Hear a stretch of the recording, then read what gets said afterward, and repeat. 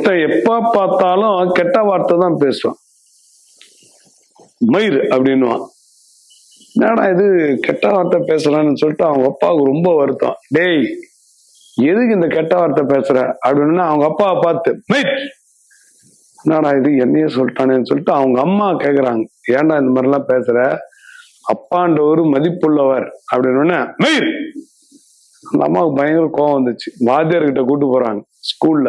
ஏங்க பையன் கெட்ட வார்த்தையா பேசுறாங்க. ஹெட்மாஸ்டர் சொல்றாரு, தம்பி இந்த மாதிரி கெட்ட வார்த்தை பேசக்கூடாது, சரி மயிறு அப்படின்ட்டான்.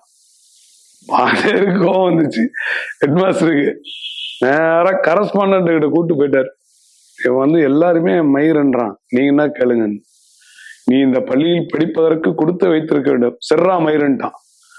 அந்த ஆளுக்கு சமைச்சு என்னடா இவன் மயிரன்ட்டானேன்னு சொல்லிட்டு கடவுள்கிட்ட போய் பிரார்த்தனை பண்றான். படைச்ச கடவுள்கிட்ட. கடவுள் வர்றாரு, என்னப்பா என்ன பிரச்சனை அப்படின்றாரு.